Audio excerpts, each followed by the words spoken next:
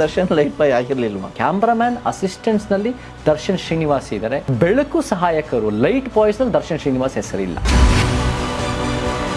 ದರ್ಶನ್ ಅವರು camera assistant ಆಗಿದ್ರು, light boy ಅಲ್ಲ ಅನ್ನೋದಾದ್ರೆ ಹಂಗಾದ್ರೆ ಲೈಟ್ ಬಾಯ್ಗೂ ಕ್ಯಾಮ್ರಾಮನ್ಗೂ ಯಾಕೆ ತಾರತಮ್ಯ ಮಾಡ್ತಾರೆ? ಎಲ್ಲ ಒಂದೇ ಅಲ್ವಾ ಚಿತ್ರರಂಗ ಅನ್ನೋ ಅವರ ಪ್ರಶ್ನೆ. ನಮ್ಮ ದೃಷ್ಟಿನಲ್ಲಿ cinema hero, producer, director, cameraman, light boy ಎಲ್ಲ ಒಂದೇ. ಎಲ್ಲರಿಗೂ ಒಂದೇ ಸಂಬಳ ಸಿಗಬೇಕು, ಎಲ್ಲರಿಗೂ ಒಂದೇ ಗೌರವ ಸಿಗಬೇಕು, ಒಂದೇ ಘನತೆ ಸಿಗಬೇಕು. ಆದರೆ ಸಮಾಜ ಹಂಗಿಲ್ಲ. ಸಿನಿಮಾ ವಿಚಾರಕ್ಕೆ ಬರೋದಾದರೆ ಒಂದು ಮಾತು ಹೇಳ್ತೀರಾ, ದರ್ಶನು ಯಾವತ್ತೂ ಲೈಟ್ ಬಾಯ್ ಆಗಿರಲಿಲ್ಲ, ಮೋದಿ ಚಹಾ ಕೂಡ ಮಾಡಿರಲಿಲ್ಲ ಅಂತ ಹೇಳ್ತೀರಾ. ಅಂದರೆ ಎರಡಕ್ಕೂ ಟ್ಯಾಲಿ ಮಾಡಿ ಹೇಳ್ತೀರಾ. ಇದರ ಅರ್ಥ ಮೋದಿ ಚಹಾ ಮಾಡಿದಾರೋ ಇಲ್ಲ ಗೊತ್ತಿಲ್ಲ, ಅವರು ಮಾಡಿದ್ದೆ ಮಾಡ್ತಾ ಇದ್ದೆ ಅಂತ ಹೇಳ್ತಾ ಇದ್ರು. ಹಾಗಾದರೆ ದರ್ಶನ್ ಲೈಟ್ ಬಾಯ್ ಆಗಿರಲಿಲ್ವಾ? ಎರಡೂ ಉತ್ತರ ಕೊಡ್ತೀನಿ. ಓಕೆ. 2015 ಒಂದು RTI ಅಪ್ಲಿಕೇಶನ್ ಮಾಡಿದಾಗ ನರೇಂದ್ರ ಮೋದಿಯವರ ತಂದೆ ಯಾವುದು ಕೂಡ ಚಹಾ ಅಂಗಡಿ ಇಟ್ಕೊಂಡಿರಲಿಲ್ಲ ಅಂತ ಬಂತು. ಆ ವಾದ್ಗಮೋ ಎಲ್ಲೋ ಒಂದು ಕಡೆ ಆ ಒಂದು ಇದಿತ್ತಲ್ಲ ಟ್ರೈನ್ ಸ್ಟಾಪು, ಅಲ್ಲಿ ಟ್ರೈನ್ ಹೋಗೋದು ನರೇಂದ್ರ ಮೋದಿ ಮನೆ ಮುಂದೆ ಆ ಜಾಗದಲ್ಲಿ. ಆದರೆ ಅಲ್ಲಿ ಒಂದು ಟ್ರೈನ್ ಸ್ಟಾಪ್ ಬಂದಿದ್ದೇ ಮೋದಿಗೆ 23 ವರ್ಷ ಆದಮೇಲೆ. ಓಕೆ. ಸೊ ಚಿಕ್ಕ ವಯಸ್ಸಲ್ಲಿ ಇರಲಿಲ್ಲ. ಎಲ್ಲೂ ಕೂಡ ಟ್ರೈನಲ್ಲಿ ಮಾರಿರೋ ಎವಿಡೆನ್ಸ್ ಏನೂ ಇಲ್ಲ. ಅದು ಒಂದು ಕಟ್ಟು ಕತೆ. ಇವಾಗ ಎಷ್ಟೋ ಜನ ಸ್ಟಾರ್ಗಳು ಇರೋರಿಗೆ ನಾವು ಅವ್ರನ್ನ ಎಷ್ಟು ಬೆಳೆದಿದ್ದಾರೆ ಅಂತ ತೋರ್ಸೋಕ್ಕೆ ಎಷ್ಟು ತಳಮಟ್ಟದಿಂದ ಬಂದಿದ್ದಾರೆ. ಚಹಾ ಮಾರೋನು ಒಂದು PM ಆಗ್ಬೋದು ಅನ್ನೋ ಒಂದು ಕಲ್ಪನೆನೇ ಚೆನ್ನಾಗಿದೆ. ಅದು ಬಟ್ ಅವ್ರು ನಿಜವಾಗ್ಲೂ ಚಾಯ್ ಮಾರಿದಾರ ಅನ್ನೋ ಪ್ರಶ್ನೆ. ಬಟ್ ಅದು ಆ ಕಲ್ಪನೆ ಭಾಳ ಚೆನ್ನಾಗಿದೆ. ಸೊ ಹಾಗೆ ಇವಾಗ ದರ್ಶನ್ದು ಅವ್ರು ಚಾಯ್ ಮಾರಿಲ್ಲ. ಹಾಗಿದ್ದಾಗ ಅವ್ರು ಯಾವುದೂ ಕಷ್ಟ ಅನುಭವಿಸಿಲ್ಲ ಅಂತ ನಾನು ಹೇಳ್ತಾ ಇಲ್ಲ. ಕಷ್ಟ ಅನುಭವಿಸಿರ್ಬೋದು ಅವ್ರ ರೀತಿಯಲ್ಲಿ. ಆಮೇಲೆ ಭಾಳ ಬೆಳೆದಿದ್ದಾರೆ. ಪ್ರಧಾನಮಂತ್ರಿ ಅಂದರೆ ಭಾಳ ದೊಡ್ಡ ಸ್ಥಾನ ಅದು. ಬಟ್ ಅವರು ಚಾಯ್ ಮಾರಿದ್ರು ಇರೋ ಎವಿಡೆನ್ಸ್ ಇಲ್ಲ. ಹಾಗೆ ದರ್ಶನ್ ವಿಚಾರ ಬಂದಾಗ ಅವ್ರು ಎಷ್ಟು ಕಷ್ಟದಿಂದ ಬಂದಿದ್ದೀನಿ, ನಾನು ಲೈಟ್ ಬಾಯ್ ಆಗಿ ಮಾಡಿದ್ದೀನಿ ಅಂತ ಭಾಳ ಮಾತಾಡ್ಕೊಂಡಿದ್ದಾರೆ. ಎಷ್ಟೋ ಹೇಳಿಕೆಗಳು ಬಂದಿದೆ. ಸಿನಿಮಾದಲ್ಲೂ ಅದನ್ನು ಒಂದು ಮಾತಿದೆ. ಬಟ್ ನಾವು ಎವಿಡೆನ್ಸ್ ನೋಡಿದಾಗ ನಾನು ಕೂಡ ಆ ಎವಿಡೆನ್ಸು ಪ್ರಸ್ತಾಪ ಮಾಡಿದ್ದೀನಿ. ಜನ್ಮದ ಜೋಡಿ ಸಿನಿಮಾ 1996 ರಿಲೀಸ್ ಆಗಿದ್ದ ಸಿನಿಮಾ. ಅದ್ರಲ್ಲಿ ಟೈಟಲ್ ಟೆಕ್ನಿಷಿಯನ್ ನೇಮ್ ಕಾರ್ಡ್ಗಳಲ್ಲಿ ನೋಡಿದಾಗ ಛಾಯಾಗ್ರಾಹಕ ಸಹಾಯಕರು ಅಂದರೆ ಸಿನಿಮಾಟೋಗ್ರಫರ್, ಕ್ಯಾಮ್ರಾಮ್ಯಾನ್ ಅಸಿಸ್ಟೆಂಟ್ಸ್ನಲ್ಲಿ ದರ್ಶನ್ ಶ್ರೀನಿವಾಸ್ ಇದ್ದಾರೆ. ಬೆಳಕು ಸಹಾಯಕರು ಲೈಟ್ ಬಾಯ್ಸ್ನಲ್ಲಿ ದರ್ಶನ್ ಶ್ರೀನಿವಾಸ್ ಹೆಸರಿಲ್ಲ. ನಮಗೆ ಯಾವುದೇ ಒಂದು ಸಹಾಯಕ, ಪ್ರೊಡ್ಯೂಸರ್ ಸಹಾಯಕ ಆಗಿರ್ಬೋದು, ಡೈರೆಕ್ಟರ್ ಸಹಾಯಕ, ಇವರು ಸಹಾಯಕ ಅಸಿಸ್ಟೆಂಟ್ಸು. ಬಟ್ ನಮಗೆ ಅದೇನು ಒಂದು ದರ್ಶನ್ ಹುಟ್ಟಾಗಿಂದ ಸಿನಿಮಾ ಹೀರೋ ಆಗಿದ್ದಾರೆ ಅಂತ ಯಾರೂ ಹೇಳ್ತಾ ಇಲ್ಲ. ಬಟ್ ನಮಗೆ ಒಂದು ಉದ್ಯೋಗದ ಶ್ರೇಣಿಕತೆ ಇದೆ ಸಿನಿಮಾ ರಂಗದಲ್ಲಿ. ಹೆಂಗೆ ನಮಗೆ ನಿಜ ಜೀವನದಲ್ಲಿ ವಾಸ್ತವ ಅಂದರೆ ಒಂದು ಜಾತಿ ವ್ಯವಸ್ಥೆ ಇದೆಯೋ, ಒಂದು ಬಡತನ, ಒಂದು ಅಸಮಾನತೆ ಇದೆಯೋ, ಒಂದು ಸಿನಿಮಾದಲ್ಲೂ ಶ್ರೇಣಿಕೃತ ಉದ್ಯೋಗ ವ್ಯವಸ್ಥೆ ಇದೆ. ಒಂದು ಲೈಟ್ ಬಾಯ್ ಅನ್ನೋನು ತಳಮಟ್ಟದಲ್ಲಿ ಇರ್ತಾರೆ. ಕ್ಯಾಮ್ರಾಮ್ಯಾನ್ ಅಸಿಸ್ಟೆಂಟ್ ಎಲ್ಲ ಒಂದು ಕಡೆ ಮಧ್ಯ ಇರ್ತಾರೆ. ದಲಿತು ಅಥವಾ ಒಂದು MBC OBC ಒಂದೇ ಆಗಲ್ಲ. ಒಬ್ಬ ಜೋಪಡಿಲಲ್ಲಿ ಬದುಕೋನು ಒಂದು ಸಿಂಪಲ್ ಆಗಿರೋ ಬಾಡಿಗೆ ಮನೆಗೆ ಒಂದೇ ಆಗಲ್ಲ.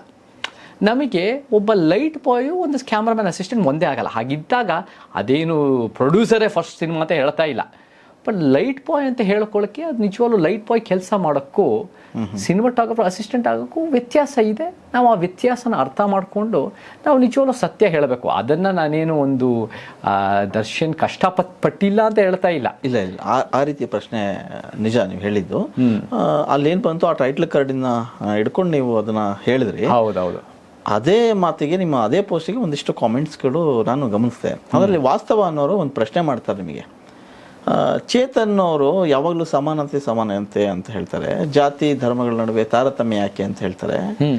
ಸಿನಿಮಾದಲ್ಲೂ ಕೂಡ ತಾರತಮ್ಯನ ಯಾಕೆ ಮಾಡಬೇಕು ಅವರು? ಅಂದರೆ ದರ್ಶನ್ ಅವರು ಕ್ಯಾಮ್ರಾ ಅಸಿಸ್ಟೆಂಟ್ ಆಗಿದ್ರು, ಲೈಟ್ ಬಾಯ್ ಅಲ್ಲ ಅನ್ನೋದಾದರೆ ಹಂಗಾದ್ರೆ ಲೈಟ್ ಬಾಯ್ಗೂ ಕ್ಯಾಮ್ರಾಮನ್ಗೂ ಯಾಕೆ ತಾರತಮ್ಯ ಮಾಡ್ತಾರೆ? ಎಲ್ಲ ಒಂದೇ ಅಲ್ವಾ ಚಿತ್ರರಂಗ ಅನ್ನೋ ಅವರ ಪ್ರಶ್ನೆ. ನಮ್ಮ ದೃಷ್ಟಿನಲ್ಲಿ cinema hero, producer, director, cameraman, light boy ಎಲ್ಲ ಒಂದೇ. ಎಲ್ಲರಿಗೂ ಒಂದೇ ಸಂಬಳ ಸಿಗಬೇಕು, ಎಲ್ಲರಿಗೂ ಒಂದೇ ಗೌರವ ಸಿಗಬೇಕು, ಒಂದೇ ಘನತೆ ಸಿಗಬೇಕು. ಆದರೆ ಸಮಾಜ ಹಂಗಿಲ್ಲ. ಸಮಾಜ ಇವತ್ತು ಶ್ರೇಣಿಕೃತವಾಗಿದೆ. ನನ್ನ ಮನಸ್ಸಲ್ಲಿ ಎಲ್ಲ ಜಾತಿಯವರು ಒಂದೇ ಆಗಿದ್ರು ಒಬ್ಬ ದಲಿತ ಅಸ್ಪೃಶ್ಯ ಅನುಭವಿಸೋ ಕಷ್ಟಗಳು ಬಹುಶಃ ಒಬ್ಬ ಲಿಂಗಾಯತ ಒಕ್ಕಲಿಗ ಕುರುಬ ಅನುಭವಿಸಲ್ಲ. ಹಾಗಿದ್ದಾಗ ಲಿಂಗಾಯತ ಒಕ್ಕಲಿಗ ಕುರುಬ ಏನು ಅನುಭವಿಸಲ್ಲ, ಕಷ್ಟ ಅಂತ ಹೇಳ್ತಾ ಇಲ್ಲ. ಬಟ್ ಜಾತಿ ದೃಷ್ಟಿಯಲ್ಲಿ ಅನುಭವಿಸಲ್ಲ. ಸೊ ಅದೇ ರೀತಿಯಲ್ಲಿ ಶ್ರೇಣಿಕೃತ ಅಸಮಾನತೆ, ಉದ್ಯೋಗದ ಶ್ರೇಣಿಕೃತ ಅಸಮಾನತೆ ಒಂದು ವಾಸ್ತವತೆ. ಅದು ಒಂದು ಇರೋ ಸತ್ಯ. ಅದು ನಾವು ಅದನ್ನು ಬದಲಾಯಿಸಬೇಕು. ಯಾಕಂದರೆ ನಮ್ಮ ಮನಸ್ಸಿನಲ್ಲಿ ಎಲ್ಲರೂ ಸರಿಸಮಾನದ ಸಮಾಜ ಕಟ್ಟಬೇಕು. ಸೊ ನಾವೇನು ಹೇಳಬೇಕು ಅಂದರೆ ಲೈಟ್ ಬಾಯ್ಗೆ ಎಷ್ಟು ಸಿಗುತ್ತೋ, ಒಬ್ಬ ಸಿನಿಮಾ ಸ್ಟಾರ್ಗೆ ಎಷ್ಟು ಸಿಗುತ್ತೋ, ಅದು ಎಲ್ಲ ಒಂದೇ ಇರಬೇಕು ಅಂತ ನಮ್ಮ ಭಾವನೆ, ಅಂಥ ಸಮಾಜ ಕಟ್ಟಕ್ಕೆ ನಮ್ಮ ಉದ್ದೇಶ ಇರಬೇಕು. ಬಟ್ ಲೈಟ್ ಬಾಯ್ ನಾನು ಆಗದೆ, ನಾನು ಎಲ್ಲೋ ಒಂದು ಮಧ್ಯದಲ್ಲಿ ಕ್ಯಾಮ್ರಾ ಅಸಿಸ್ಟೆಂಟ್ ಆಗಿಬಿಟ್ಟು ನಾನು ಲೈಟ್ ಬಾಯ್ ಆಗೋದು, ಅದು ಹೇಳಿಕೆನಲ್ಲೇ ತಪ್ಪು. ನಾನೊಬ್ಬ MBC, ನಾನೊಬ್ಬ ಕುರ್ಬಾನ್ ಆಗ್ಬಿಟ್ಟು ನಾನು ಅಸ್ಪೃಶ್ಯತೆ ಅನುಭವಿಸಿದ್ದೀನಿ ಅಂದರೆ ಹೆಂಗೆ ಸಾಧ್ಯ? ದಲಿತರು, ಹೊಲೆಯ ಮಾದಿಗರು ಅನುಭವಿಸೋ ಅಸ್ಪೃಶ್ಯತೆ. ಹಾಗಿದ್ದಾಗ ಯಾರೂ ಅನುಭವಿಸ್ಬಾರ್ದು, ಜಾತಿ ವ್ಯವಸ್ಥೆನೇ ಇರಬಾರ್ದು. ಕುರುಬರು ಏನು ಬ್ರಾಹ್ಮಣರು ಅವ್ರ ಪೂಜಾರಿಗಳು ಅಂತ ಹೇಳ್ತಾ ಇಲ್ಲ. ಬಟ್ ಅಲ್ಲೂ ಒಂದು ಶ್ರೇಣೀಕೃತ ಅಸಮಾನತೆ ಇದೆ. ಈ ಸಿನಿಮಾ ರಂಗದಲ್ಲೂ ಉದ್ಯೋಗದ ಶ್ರೇಣಿ ಇದೆ. ಆ ಉದ್ಯೋಗದ ಶ್ರೇಣಿ ವಾಸ್ತವ. ಸೊ ಎಲ್ಲರೂ ಕೂಡ ಒಂದೇ ತಕ್ಕಡಿನಲ್ಲಿ ಇಡೋಕ್ಕಾಗಲ್ಲ. ಒಬ್ಬ ಲೈಟ್ ಬಾಯ್ ತಲೆಮಟ್ಟದಲ್ಲಿರ್ತಾನೆ, ಒಬ್ಬ ಕ್ಯಾಮ್ರಾಮನ್ ಅಸಿಸ್ಟೆಂಟ್ ಎಲ್ಲೋ ಒಂದು ಕಡೆ ಮಧ್ಯದಲ್ಲಿ ಅಥವಾ ಒಂದು ಮಿಡಲ್ ಗ್ರೌಂಡ್ನಲ್ಲಿ ಇರ್ತಾನೆ. ಬಟ್ ಅದು ಆ ಸಮಾಜ ಮತ್ತು ಸಿನಿಮಾ ಟೀಮು ಅವ್ರನ್ನ ನೋಡೋ ರೀತಿ ಆಗಿರ್ಬೋದು, ಮತ್ತು ಅವ್ರಿಗೆ ಸಿಗೋ ವ್ಯಾಲ್ಯೂ ಆಗಿರ್ಬೋದು. ಅವತ್ತಿನ ಕಾಲದಲ್ಲಿ ಒಂದು ಕಾಲದಲ್ಲಿ ಕ್ಯಾಮ್ರಾಮನ್ಗೆ ಭಾಳ ವ್ಯಾಲ್ಯೂ ಇತ್ತು. ಕ್ಯಾಮ್ರಾಮನ್ ಯಾಕಂದರೆ ಇದಿರಲಿಲ್ಲ, ಯಾವುದದು ಮಾನಿಟರ್ ಇರಲಿಲ್ಲ. ಮಾನಿಟರ್ ಇಲ್ದಿದ್ದಾಗ ಇಡೀ ಕಣ್ಣು ಕ್ಯಾಮ್ರಾಮ್ಯಾನು. ಸೊ ಕ್ಯಾಮ್ರಾಮನ್ ಅಸಿಸ್ಟೆಂಟ್ ಅಂದರೆ ಅವನು ಒಂದು ಭಾಳ ಇಂಪಾರ್ಟೆಂಟ್ ಫೋರ್ಸ್. ಅದು ಡೈರೆಕ್ಟರ್ ಬಿಟ್ಟರೆ ನೆಕ್ಸ್ಟ್ ಭಾಳ ಇಂಪಾರ್ಟೆಂಟ್. ಸೊ ಹಂಗಿದ್ದಾಗ ಯು ಕೆನಾಟ್ ಅದು ಕಂಪ್ಯಾರಿಸನ್, ಅದು ಇಂಪ್ರಾಪರ್ ಕಂಪ್ಯಾರಿಸನ್ ಅನ್ನೋದು ನಾನು ಸುಮ್ಮನೆ ವೈಜ್ಞಾನಿಕವಾಗಿ ಹೇಳ್ತಾ ಇದ್ದೆ ಹೊರತು ಅದು ಕ್ಯಾಮ್ರಾಮ್ಯಾನ್ ಅಸಿಸ್ಟೆಂಟ್ ಅಂದಿದ ತಕ್ಷಣ ಸಿನಿಮಾ ಸ್ಟಾರ್ ಅಂತ ಹೇಳ್ತಾ ಇಲ್ಲ. ಅವ್ರಿಗೂ ಕೂಡ ಒಂದು ಕಷ್ಟಗಳು, ಒಂದು ದಿನನಿತ್ಯ ಒಂದು ದಿನದ ಕೆಲಸನೂ ಕಷ್ಟ ಇರುತ್ತೆ. ಬಟ್ ಲೈಟ್ ಬಾಯ್ ಅಂತ ಅಂತ ಹೇಳೋಕ್ಕಾಗಲ್ಲ. ಓಕೆ, ಅದೇ ನಿಮ್ಮ ಸಮಾಜ ಬಂದಾಗ ಈ ಥರದ ಪ್ರತ್ಯೇಕವಾಗಿ ಎಲ್ರಿಗೂ ಒಂದು ಇದು ಸಿಗುತ್ತೆ ಅನ್ನೋದು ನಮ್ಮ ಗುರಿ. ನಮ್ಮ ಯೋಚನೆ ಇಷ್ಟು, ವಿಜಯ್ ಅವರೇ, ಹುಟ್ಟಾಗ ನಾವೆಲ್ಲರೂ ಸರಿ ಸಮಾನವಾಗಿ ಹುಡ್ತೀವಿ. ಹುಟ್ಟಿದ ಮೇಲೆ ಈ ಕೊಳಕು ಭೇದ ಭಾವನೆ ವ್ಯವಸ್ಥೆ ಇದೆ. ಅದು ಜಾತಿನಲ್ಲಿ, ಲಿಂಗದಲ್ಲಿ, ವರ್ಗದಲ್ಲಿ, ಭಾಷೆಯಲ್ಲಿ, ಉದ್ಯೋಗದಲ್ಲಿ, ಧರ್ಮಗಳಲ್ಲಿ ಎಷ್ಟೋ ಅಸಮಾನತೆಗಳಿದೆ. ನಾವು ಹುಟ್ಟಿದಾಗ ನಾವು ಸರಿ ಸಮಾನತೆ ನಂಬೋರು, ನಾವು ಎಲ್ಲರೂ ಸರಿ ಸಮಾನ ನಂಬೋರು. ನಾವು ಸಮಾಜ ಅಸಮಾನತೆಯಲ್ಲಿ ಇರೋದರಿಂದ ಆ ಸಮಾಜನ ತಿದ್ದಬೇಕು, ಆ ಸಮಾಜ ಸಮಾನತೆ ತರಬೇಕು. ಸೊ ನಾವು ಸಮಾನತೆ ನಂಬೋರು ಅಂತ ಸಮಾಜನ ಕಟ್ಟಬೇಕು, ಸಮಾನತೆಯ ಸಮಾಜ. ಸೊ ನಮ್ಮ ಭಾವನೆಯಲ್ಲಿ ಕ್ಯಾಮ್ರಾಮನ್ ಅಸಿಸ್ಟೆಂಟ್ ಆಗಿರ್ಬೋದು, ಕ್ಯಾಮ್ರಾಮನ್ ಆಗಿರ್ಬೋದು, cinematographer, light boy, actors, producer, director ಎಲ್ಲ ಒಂದೇ. ಬಟ್ ನಾವು ಅಂಥ ಸಮಾಜನ ಕಟ್ಟೋಕ್ಕೆ ಪ್ರಯತ್ನ ಹಾಕಿ ಆ ದಾರಿಗೆ ಹೋಗಬೇಕು ಹೊರತು ಈ ಅಸಮಾನತೆನ ಒಪ್ಕೊಂಡು ಸಹಿಸ್ಕೊಂಡು ಯಥಾಸ್ಥಿತಿ ಮಾಡಿದ್ರೆ ಆ ಸಮಾನತೆ ಹಾಗೇ ಇರುತ್ತೆ. ಈ ರೀತಿಯ ಹೇಳಿಕೆಗಳಿಂದಲೇ ಚೇತನ್ ಅವರು ಪಕ್ಷಾತೀತವಾಗಿ ಬಯಸ್ಕೋತಿದ್ದಾರೆ ಅಂತ. ನಿಜ ಅದು. ಪಕ್ಷಾತೀತವಾಗಿ ಬಯಸ್ಕೊಂಡಾಗ ನನಗೇನು ಗೊತ್ತಾಗತ್ತೆ ಅಂದರೆ, ನಮ್ಮ ಆಲೋಚನೆಗಳು ಯಾವ ಒಂದು ಇವತ್ತಿನ ದಿನ BJP, Congress, JDS, app, communist ಅಥವಾ ಬೇರೆ ಬೇರೆ ಕರ್ನಾಟಕದ ಪಕ್ಷದ ಅಡಿಯಲ್ಲಿ ಬರಲ್ಲ. ಇವು ಒಂದು ಪರ್ಯಾಯ ಅಡಿಯಲ್ಲಿ ಬರ್ತವೆ, ಒಂದು ಪರಿವರ್ತನೆ ಅಡಿಯಲ್ಲಿ ಬರ್ತವೆ. ಈ ಸಿದ್ಧಾಂತನೇ ಅಗತ್ಯ ಇದೆ ಕರ್ನಾಟಕಕ್ಕೆ. ಯಾಕಂದರೆ ನಾವೀಗ ಪಕ್ಷಾತೀತವಾಗಿ ಬಯಸ್ಕೊಂಡಾಗ ನಾವು ಒಂದು ಪಕ್ಷಪಾತ ಅಲ್ಲ. ನಾವು ಯಾವುದೋ ಒಂದು ಕಡೆ BJP ವಿರೋಧ ಮಾಡ್ಕೊಂಡು ಕಾಂಗ್ರೆಸ್ ಪರನೋ, ಕಾಂಗ್ರೆಸ್ ವಿರೋಧ ಮಾಡ್ಕೊಂಡು BJP ಪರನೋ ಹಂಗಲ್ಲ. ನಾವು ಸಿಸ್ಟಮಲ್ಲಿ ಫೈಟ್ ಮಾಡ್ತೀವಿ. BJPನೇ ಸಮಸ್ಯೆ ಅಲ್ಲ, BJPನೂ ಸಮಸ್ಯೆ. ಎಷ್ಟೋ ಪಕ್ಷದಲ್ಲಿ ಒಂದು Congress, JDS, AAP, communist. So ನಾವು ಇಡೀ ಸಿಸ್ಟಮನ್ನು ಫೈಟ್ ಮಾಡಿದಾಗ ನಮಗೆ ಎಷ್ಟೋ ತಕರಾರುಗಳು ಬರುತ್ತೆ. ನಾವು ಒಂದು ಉದಾಹರಣೆ ಕೊಡ್ತೀನಿ. ಒಂದು ಇದಾಗಿತ್ತು, ಒಂದು ಪೋಸ್ಟು, ಒಬ್ಬ ಮುಸ್ಲಿಂ ಹುಡುಗ ಕೊಪ್ಪಳದಲ್ಲಿ ಪೋಸ್ಟ್ ಹಾಕಿದ್ದ. ಅವನು ಪೋಸ್ಟ್ ಹಾಕಿದ್ದು ಏನಂದರೆ, ಸಾವರ್ಕರ್ ದೇಶದ ಮೊದಲನೇ ಭಯೋತ್ಪಾದಕ ಅಂತ ಹಾಕಿದ್ದ. ಸಿದ್ದರಾಮಯ್ಯ ಸರ್ಕಾರ ಏನು ಮಾಡ್ತು? ಸಿದ್ದರಾಮಯ್ಯ ಸರ್ಕಾರ ಅವನ್ನ ಜೈಲಿಗೆ ಹಾಕೋದು. ಇದು ಹೇಟ್ ಸ್ಪೀಚ್ ಅಥವಾ ಏನೋ ಒಂದು ಕಾರಣಕ್ಕೆ ಜೈಲಿಗೆ ಹಾಕೋದು. ನಾನು 2 ಮಾತು ಹಾಕ್ತೆ, ಹಿಂಗಾಗಿದೆ 2 ಮಾತು. ಒಂದು ಕಡೆ ಇದು ಕಾನೂನು ವಾಕ್ ಸ್ವಾತಂತ್ರ್ಯದ ಉಲ್ಲಂಘನೆ, ಇವನಿಗೆ ಮಾತಾಡೋ ಹಕ್ಕಿರಬೇಕು, ಜೈಲಿಂದ ಬಿಡುಗಡೆ ಮಾಡಿ. 2ನೇದು, ನನ್ನ ಕಣ್ಣಲ್ಲಿ ಸಾವರ್ಕರ್ ಭಯೋತ್ಪಾದಕನಲ್ಲ, ನನ್ನ ಕಣ್ಣಲ್ಲಿ ಸಾವರ್ಕರ್ ಭಯೋತ್ಪಾದಕನಲ್ಲ. ಗಾಂಧಿ ವಿಚಾರಗಳಲ್ಲಿ ಸಾವರ್ಕರು ಎಲ್ಲ ಮುಕ್ತ ಆಗ್ತಾರೆ, ಕ್ಲೀನ್ ಶೀಟ್ ಬರುತ್ತೆ. ಭಯೋತ್ಪಾದನೆ ಅಂದರೆ ಧರ್ಮದ ಹೆಸರಲ್ಲಿ ಹಿಂಸೆ ಮಾಡೋದು ಅಥವಾ ರಾಜಕೀಯ ಹೆಸರಲ್ಲಿ ಹಿಂಸೆ ಮಾಡೋದು. ನನಗೆ ದೊಡ್ಡ ಮಟ್ಟಕ್ಕೆ ಅವ್ರು ಬೆಳ್ಕೊಂಡು ಆದಮೇಲೆ ಹಿಂಸೆ ಮಾಡಿದಂತೆ ನನಗೆ ಎವಿಡೆನ್ಸ್ ಇಲ್ಲ.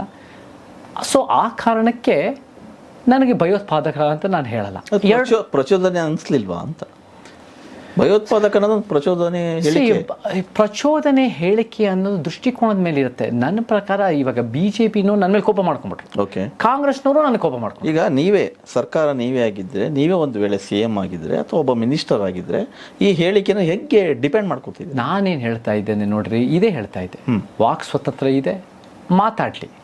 ಅದೇನು ಒಂದು ರೀತಿ ದ್ವೇಷ ಭಾಷಣ ಅಲ್ಲ, ಅದೇನು ಒಂದು ರೀತಿ ಯಾವುದು ಸಮುದಾಯ ನಿಂದನೆ ಅಲ್ಲ, ಇತಿಹಾಸನ ಅವರು ನೋಡೋ ದೃಷ್ಟಿನಲ್ಲಿ ನೋಡ್ತಾ ಇದ್ದಾರೆ, ಅದು ಅವರ ಹಕ್ಕಿದೆ.